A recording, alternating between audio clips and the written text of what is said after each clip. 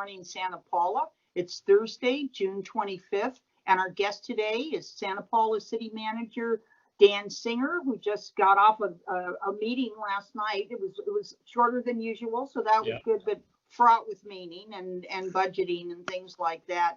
Now, I know that there were comments and everything. You commented on it. The council members counted on it, and we had public comment, and the chief of police, Ishkadero, the illegal fireworks. Would you like to kind of go over that? That's such a concern to people here in town. Yeah, it is. When these started up, which was right around graduation, I think most of us thought, oh, it's just a little graduation celebrating because people have been so pent up, and then it continued, and it's gotten worse and more frequent, and with bigger bursts and booms, and it became very apparent to us about 2 weeks ago that this was becoming a serious problem. Not that we were ignoring it originally, but that it was going to take more resources. And I guess the saving grace, as I said to the council last night, is that this is not a Santa Paula problem. As it turns out, I read an article on ABC and NBC News, New York Times, that this is sweeping the country, apparently because the firework companies out of, I think, China and Mexico have panicked because they wouldn't have regular 4th of July sales because of COVID. And so they're selling this stuff on the black market at a cheap discount. Oh boy, that makes sense, doesn't it? I hadn't thought of that, but that's absolutely, that's right. Now, the irony of it is, though, too, is the fact that are the ones that are professionally set off, I imagine those are from China and Mexico, but they get the highest quality. And what's out there on the street isn't always the highest quality. And you're right, they probably took advantage of the fact that there aren't going to be 4th of July celebrations. It's terrible. I mean, and it's now the chief said something last night that I thought was quite interesting about maybe having getting some drone technology out there too to start helping to identify these people. We're looking to borrow the goodwill of a couple of residents and have them help us with some surveillance. Great. We're bringing together both some volunteers, but also relying on some of our reserve officers and cadets to help, especially on the weekends.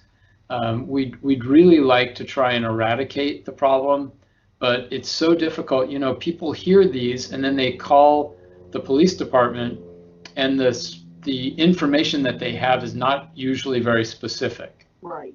Well, I'm hearing or I'm seeing this. I think it's a block over. I think it's down the street, but they're not actually, observing the location. Right. And we need that level of detail, because what happens is people go out and light them in their backyard or even out in the street, and then they go inside for a while, and so we drive by 5 minutes later and we don't see anything. Sure. So we're hoping to employ that. We're also going to we're doing a lot more social media about the fact that these are illegal, that it's harmful to people, it's dangerous. Really, we lost a dog in the community this last weekend, tragically, because animals especially dogs, get very frightened and jittery, and they often will run. Or as you said, they freak out. Yeah. Did I say that? Yeah, you said that. You said that at a council meeting. I'd never heard such language. That's like a 70s phrase, isn't it? Yeah, freak out. I'm showing my age. Well, I guess fireworks must freak you out. Well, so on that topic, I love fireworks personally, but there's a play next Saturday night on the 4th of July. Oh, that's right. Yes. We are one of the only communities in the region that is going ahead with our display. It should be a wonderful evening, as long as everyone behaves. But we are a little bit concerned because we're the only community, aside from possibly Fillmore, that is doing a display that will have a lot of out-of-towners showing up, and we don't really have a place for them to go. So I'm mentioning that in asking our residents to really not promote this. Don't invite a lot of people from out of town to come and see our fireworks. Better that they watch them on the TV or something. Sure, absolutely. And and we're so lucky here in Santa Paula because we can see the fireworks from almost every area of the city. Yeah. Now, and they are going to be moved though. So is that? They are. They're gonna be moved a little farther north and not really any less visible. In fact, I think it'll be more visible for It's most. higher. Yes, Yes. it'll be a little higher. Yes. Yeah. So we're going to be shooting them off from the new East Area 1 development, commonly called the Harvest. The area on the west side of that property, just west of Halleck, is where we'll eventually have a regional park built. And right now it's just dirt. So it's a very safe place for us to let these off. Now, the problem is it's not surrounded by a lot of park space or parking lot space. Sure. And so it's really best if people try and watch them from their homes, their street.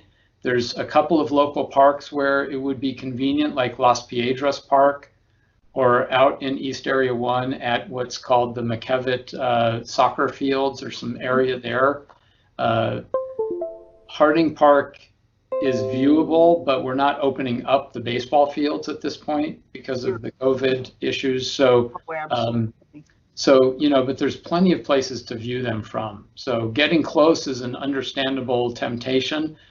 Don't feel like you have to get too close to enjoy them. Absolutely. And people are being encouraged to stay in their cars. Yeah, or at least gather next to your car. Right, so right. that you're not too close to non-family members.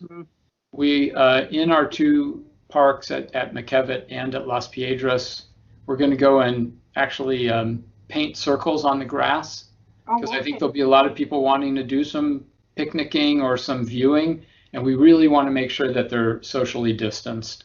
And so those circles will be suggestions about where people can hang out without, being too close to their neighbors, so to speak. Oh, absolutely. I can certainly understand that. Well, I guess now we'll go ahead and maybe move into less happy news as far as the budget. What happened last night? I know that was pretty much dominated the agenda at the council meeting Wednesday evening. So where are we at? We're, a week away from the start of our fiscal year. Cities usually start a fiscal year July 1st, which means we're about to end the current year. And we're ending it, obviously, with all of the COVID impacts. So not great in terms of losses in our revenues. But that has given us a chance to really plan for next year. We're expecting about a 12% reduction in our overall revenues for next year, which will amount to, good $1.7 million. Not chump change. Those are real losses for our city. Our departments have done a great job bringing forth budgets, austerity measures that will help to reduce costs without cutting services. And fortunately, at this point, while we've done a little bit of shifting of some positions, we're not losing any jobs. Right. So you're not filling openings either, isn't that true? We have not filled openings. We will start that this summer. So the budget does accommodate unfreezing those 8 or 9 positions that have been frozen since the start of COVID. In part, when we first got into this, it wasn't even realistic to hold interviews and do a recruitment. True. And then it became clear that, for budgetary reasons, it wouldn't be smart. So we will be able to start to open those up. Community will start seeing positions being advertised in the mighty Santa Paula Times, starting this week, I think, and then going through the summer. But the budget was a tough one, and I think the biggest concern is if things get worse. I think our revenue shortfalls are pretty conservative. I think they're predictable, but they could get worse, and that would be a concern. And of course, we're still praying that there is some federal or state relief.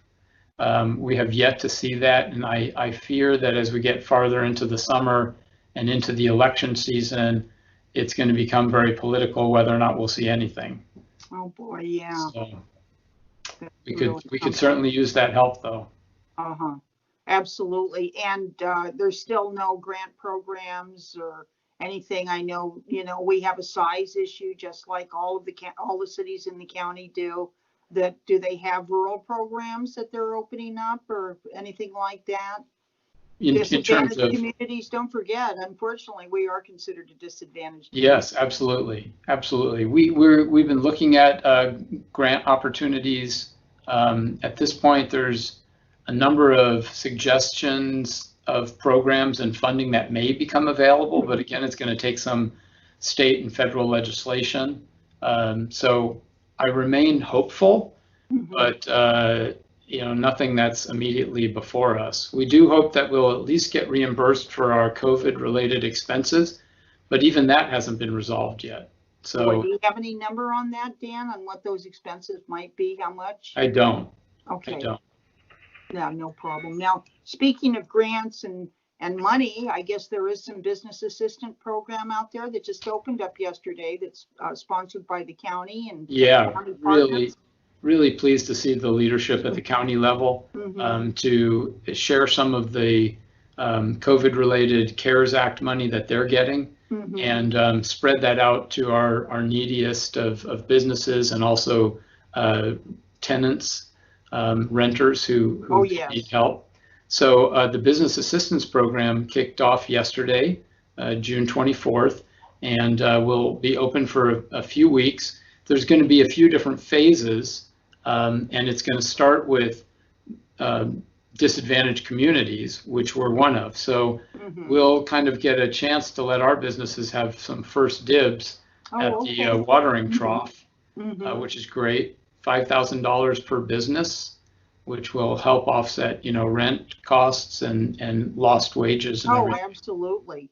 And then the second phase is for business and minority-owned, women and minority-owned businesses, of which we have a lot of those. Right. And then ultimately, monies will open up to the general business community. So there's 3 cracks at trying to achieve some. Chamber of Commerce has been reaching out to local business license and or a county license to be able to achieve these funds. Yes, absolutely. Now, and I guess what they're going to be doing is first they'll qualify the applications. Yes. And then I guess they'll break it down by category as far as is this a disadvantaged community, and then they do a lottery. So it's still going to be the luck of the draw, but at least you're in there and you've got a chance. And it'll be what, 5,000 this round? 5,000 businesses will be able to get help in this first phase, as it were. Now, also on the rental program, I guess what they do there is they deal directly with the landlords, I believe. That's my understanding. Yes. Well, that's great too. Yeah. Because, everybody needs money, and people need money for their housing, and certainly landlords, they need money because they're paying expenses on the property themselves or whatever. It's a cycle. Money creates a vicious cycle, and I want to be in the middle of it, but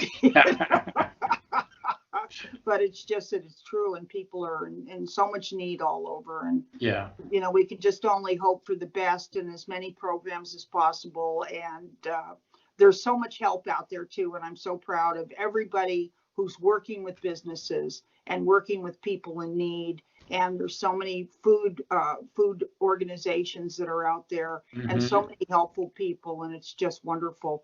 Now, now have you been tested for COVID-19? I have not. I don't have any symptoms. We do have antibody testing available next Tuesday. Correct. And I might take advantage of that. But we've really kind of encouraged our folks that, if you feel you have any symptoms, go get tested. Absolutely. Especially since it's free and available here in town. But, beyond that, the important thing is to just remind the community to practice these social distancing techniques, to continue to be respectful of, face coverings in our businesses who are open to the public, and what it means for them to have, customers coming in from all over the place. And we have had a lot of cases in the Santa Clara Valley, and some of that very much attributable to the agricultural industry that we have. And so we need to take extra precautions. Yes, absolutely. Yes, I know Dr. Levin, who is the Robert Levin, who's the chief medical officer for the county, was not spewing good news Tuesday as far as his worries about the rising number of cases in the county.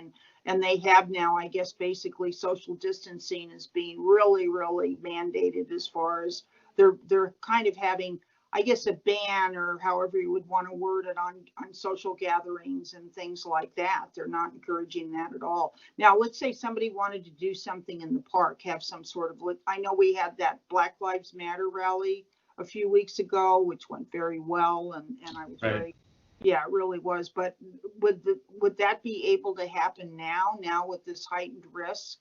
Well, we are not yet issuing permits for gatherings in our park, rentals.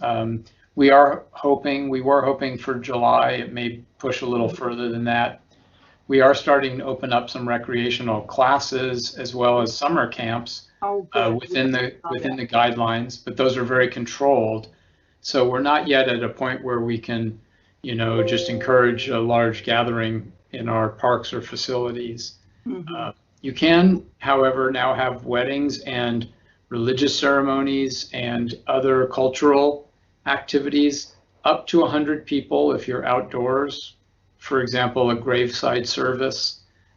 You have to be socially distanced, and there's no provisions for meals and receptions. So this isn't, I don't know, there's not a lot of excitement behind a wedding without a ceremony afterwards, but absolutely. But that's kind of the notion, is you can have the service, but that's it. So yes. Boy, so yeah, we're not out of the woods in terms of seeing these kinds of things lifted. Mm-hmm. Okay. Anything I should have asked you that I didn't? Is there anything you'd like to add? I just, again, remind people as we head into summer, we're heading into fire season, we're heading into fireworks and 4th of July to just really be mindful and help us. If you see neighbors or folks that are lighting off fireworks, please call our hotline at the police department, not 911. The number is 525-4477. And you can leave a message. You can do it anonymously in identifying where the sources of these issues are so that we can confiscate illegal fireworks. Absolutely. And I noticed the other day, we have a picture in the Friday edition of fireworks that were confiscated, and they're pretty scary. They're the mortar types. Yeah. So they fly in the sky and blow people's fingers off and cause fires and terrify animals and humans, and it's just not right.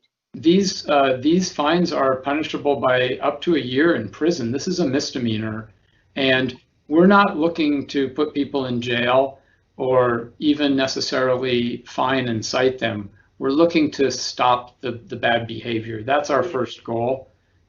So the community's help will be really important to us. That's good. That's a very good point. And otherwise, I just want to wish everyone a great 4th of July. Yeah, absolutely. Well, and you take care. Appreciate you stopping by or staying in your office, and so we could talk and updating the citizens of Santa Paula. And once again, that was Dan Singer. He's the city manager of Santa Paula. I'm Peggy Kelly, and this is Good Morning Santa Paula. Be sure to visit us on kadytv.net and subscribe. And that allows us to bring you more broadcasting like this. This is even being shown also on Santa Paula Cable Channel 10. And we appreciate everybody being involved in their community. Okay, it's your community, so stay involved. And thank you. And thank you, Dan. Thanks, Peggy. Okay, bye-bye.